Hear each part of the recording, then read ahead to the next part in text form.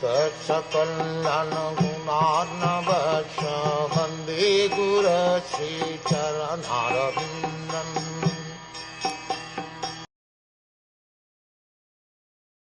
Having won his kingdom and observed the birth of one grandson competent to continue the noble tradition of his family, Maharaj Yudhiṣṭhir reigned peacefully and enjoyed common opulence in cooperation with his younger brothers, who were all expert administrators to the common people. Both Maharaj Yudhiṣṭhir and Arjun were unhappy from the beginning of the battle of Kurukshetra, but even though they were unwilling to kill their own men in the fight, it had to be done as a matter of duty, for it was planned by the supreme will of Lord Sri Krishna. After the battle, Maharaj Yudhiṣṭhir was unhappy over such mass killings.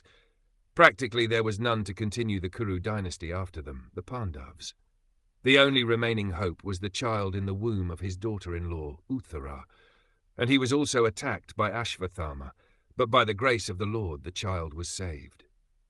So after the settlement of all disturbing conditions and re-establishment of the peaceful order of the state, and after seeing the surviving child, Parikshit, well satisfied, Maharaj Yudhiṣṭhir felt some relief as a human being, although he had very little attraction for material happiness, which is always illusory and temporary.